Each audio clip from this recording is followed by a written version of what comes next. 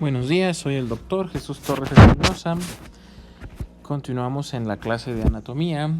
Hemos estado revisando de forma general y hasta cierto punto parcial la estructura del esqueleto humano bajo el tema de osteología. Hasta el momento pues hemos revisado todos los componentes, o al menos enumerado los componentes que conforman el esqueleto axial. Sí, que es el esqueleto principal, el esqueleto de los huesos del tronco. Hemos mencionado algunas características vagas de cada uno de estos. Más adelante pues vamos a dedicarles una clase a cada uno de los huesos que hemos mencionado.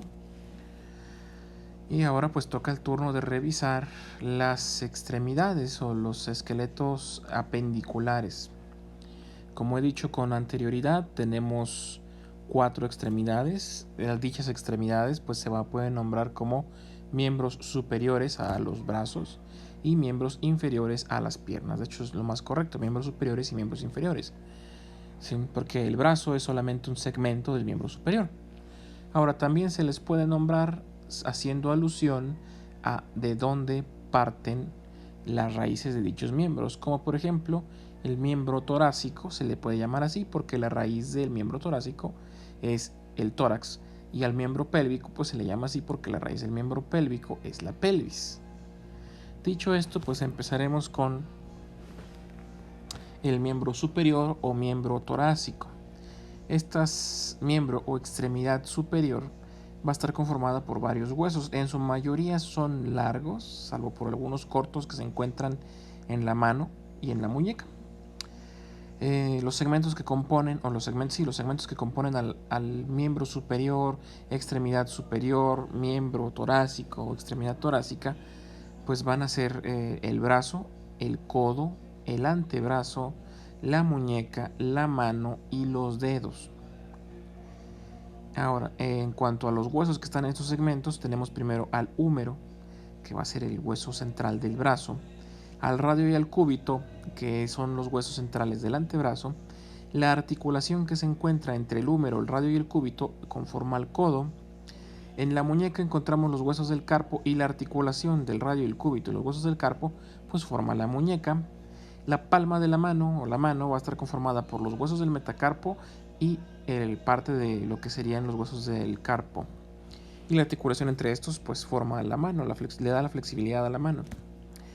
Y luego tenemos a las falanges, que tenemos 3 falanges para cada uno de los dedos desde el meñique hasta el índice, y 2 falanges nada más para el pulgar.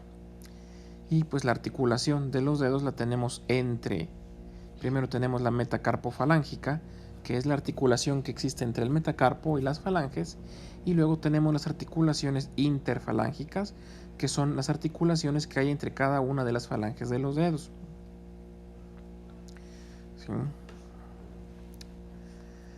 Bueno, y empezaríamos por mencionar rápidamente lo que es el húmero. El húmero va a ser el hueso central del brazo, es un hueso de tipo largo.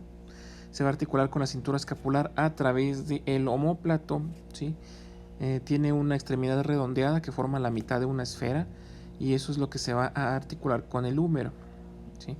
Como todo hueso largo, pues va a poseer una diáfisis y 2 epífisis, o sea, un centro y 2 extremos, ¿sí? Y pues se va a articular o a relacionar con el omóplato, el radio y el cúbito. Aquí tenemos una imagen de un húmero. En este caso estamos viendo un húmero del lado derecho, ¿sí? Recuerden que lo sacamos de qué lado es porque estamos viendo al paciente que vamos a describir de frente a nosotros, ¿sí? Ya veremos más adelante otras características.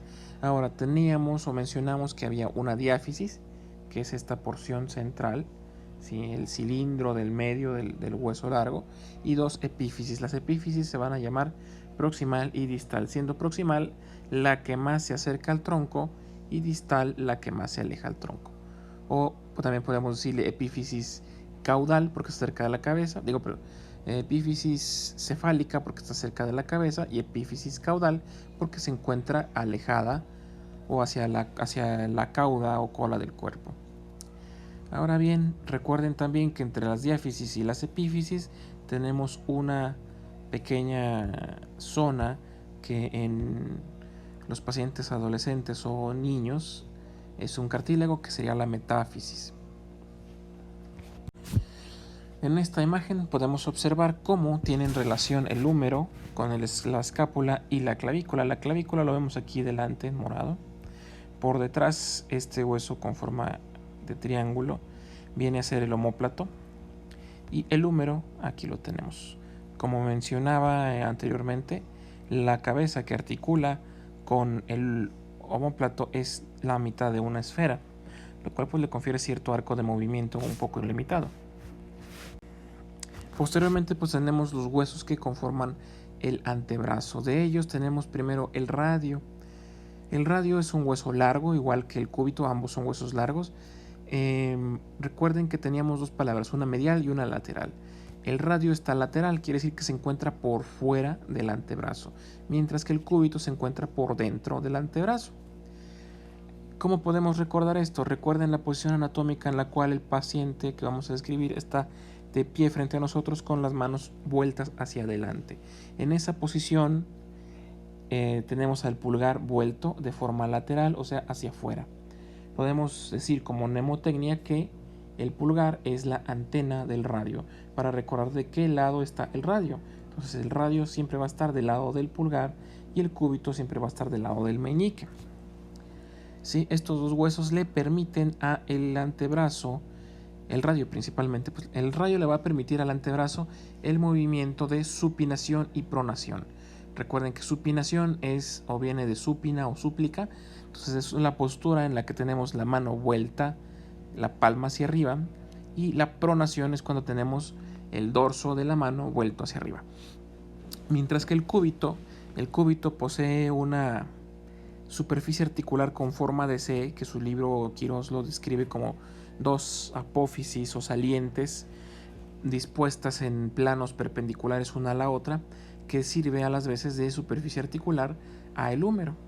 Este hueso, al articularse con el húmero y los diferentes músculos que tiene, le permiten al antebrazo flexionarse sobre el brazo o extenderse. ¿Sí?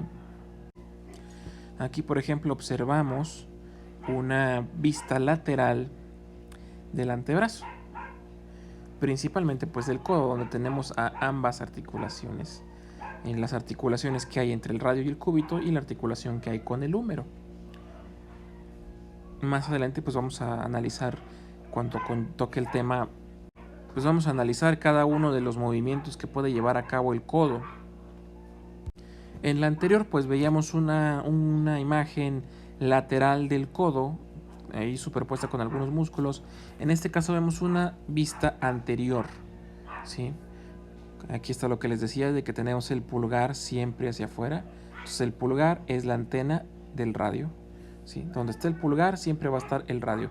El radio también se le conoce así por esta estructura que se llama cabeza del radio, que se articula con el húmero. Si recuerdan alguna de sus clases de geometría o algo similar, es que llevaron eso en la prepa o en la secundaria, dependiendo de su grado académico, las circunferencias o círculos tienen una medida que se llama radio, que es una medida de distancia que existe entre la periferia de la circunferencia y el centro de la circunferencia. Entonces a este hueso se le llama así porque esta cabeza tiene forma de cilindro, ¿sí? Y como cilindro o como cualquier cosa que tiene una circunferencia, tiene un radio. Ahora bien, las articulaciones que encontremos entre un hueso y otro, pues se pueden nombrar según los huesos que están involucrados. Por ejemplo, si recuerdan, hace un momento mencioné la articulación metacarpofalángica, que es la articulación que se encuentra entre el metacarpo y las falanges de los dedos. Ahorita vemos unas imágenes de eso. El carpo se articula a su vez con el radio y el cúbito y con los metacarpianos. Entonces tenemos también una articulación carpo-metacarpiana, que se refiere a la articulación del carpo con los metacarpianos, y tenemos una articulación carporadial o radiocarpal, ¿sí? Donde se articula el radio con el carpo. El cúbito, en realidad, en su extremidad más distal no tiene contacto con el carpo, sino está ahí relacionado a través de un ligamento que es el ligamento triangular, pero en sí no hay una superficie articular en la extremidad distal del cúbito.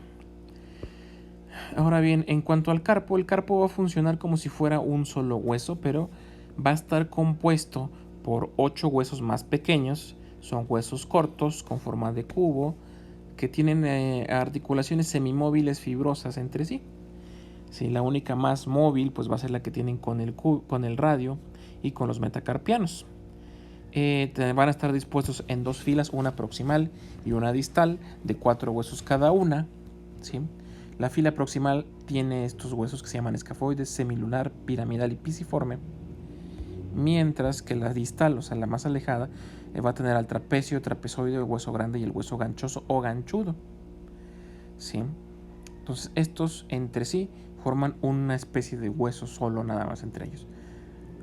Pero pues requieren cierta flexibilidad porque se encuentran dentro de la muñeca y la muñeca pues tiene varios movimientos que sí requieren cierta flexibilidad en sus componentes.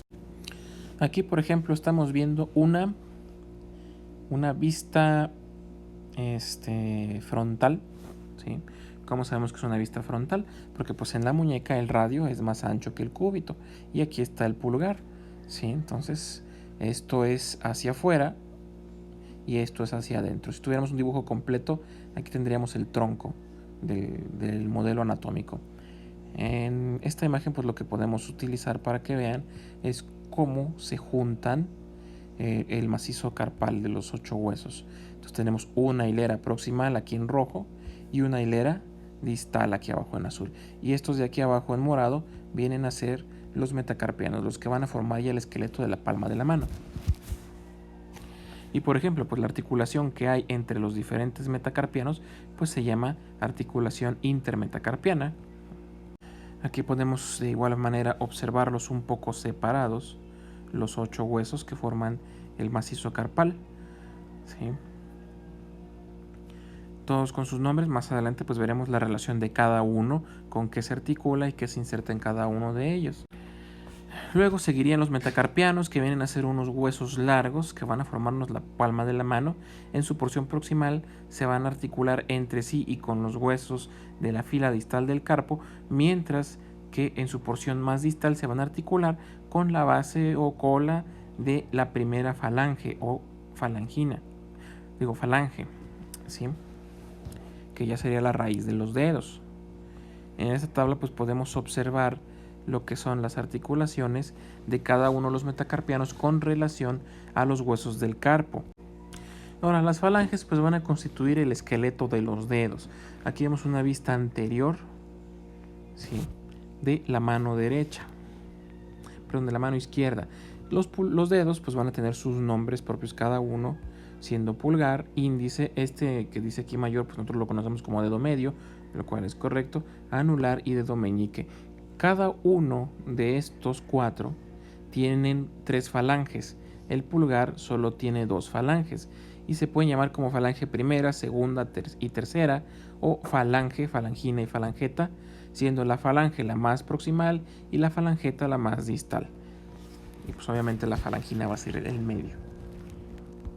En esta pues vamos a aplicar los términos de la planimetría, ¿sí? Cuando referimos a palmar, pues lo que está en la palma, no tiene pierde, dorsal en el dorso.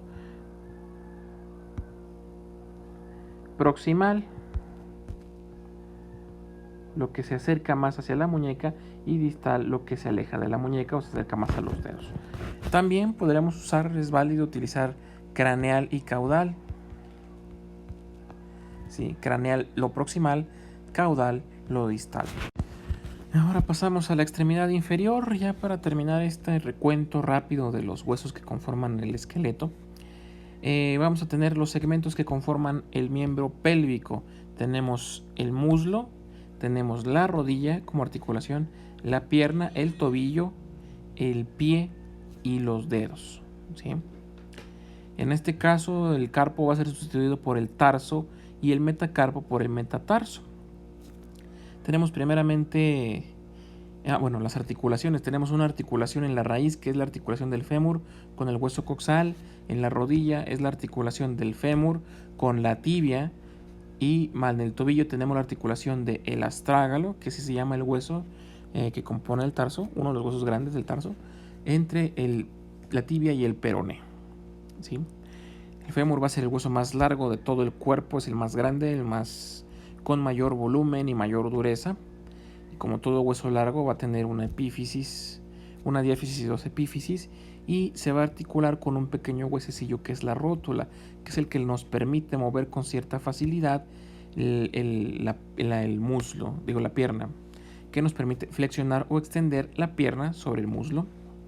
Entonces, por ejemplo, en esta imagen lo que observamos es un fémur y una rótula, ¿sí? Los dos vienen a ser del lado derecho. Es una vista anterior en la que tenemos a la izquierda de la pantalla, a su izquierda, y a la derecha una vista posterior, como dice el nombre. Si se fijan en estructura, se parece hasta cierto punto a lo que es el húmero, ¿sí? Varían un poco, pues claro que varían mucho en cuestiones de tamaño, los músculos que insertan, los movimientos que permiten.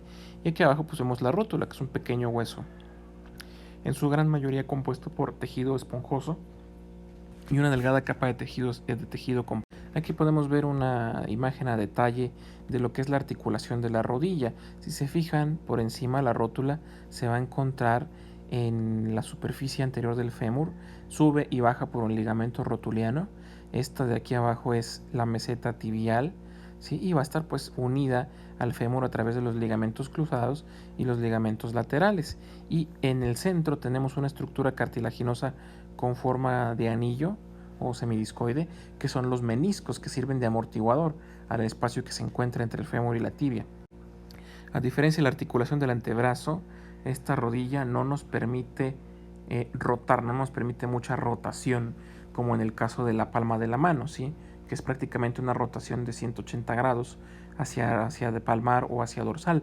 En este caso la rótula no, la rótula tiene la articulación de la rodilla solo tiene un movimiento de flexión y de extensión. Por otro lado, pues tenemos la tibia y el peroné, ¿sí? Que van a formar el esqueleto de la pierna ya como tal. En este caso, si se fijan hacia arriba, el peroné no se va a articular con el fémur para nada, no tiene contacto, es como el cúbito allá arriba, como el cúbito, perdón, allá arriba en el antebrazo. La rodilla pues solamente está compuesta por el fémur y la tibia.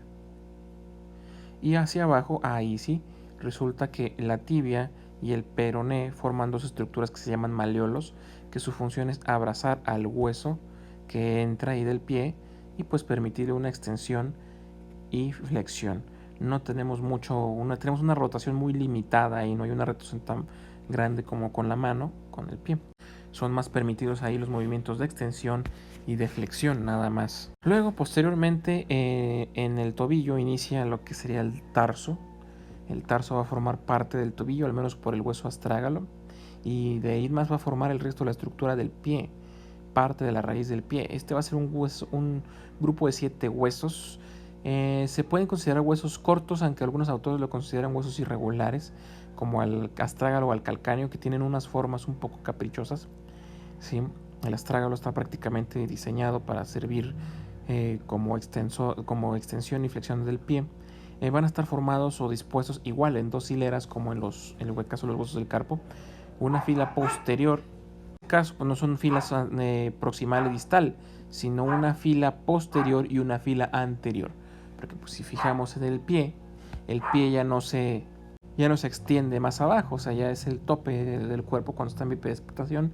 Entonces vamos a encontrar de atrás hacia adelante, atrás primero la primera fila de lo que sería el tarso, luego la segunda fila del tarso, más adelante encontramos los metatarsianos y más adelante encontramos las falanges, que tienen una estructura similar a las falanges de la mano. Aquí, por ejemplo, tenemos una visión de todos los huesos que componen el pie, ¿sí? Entonces la primera fila es está constituida por el astrágalo y el calcáneo.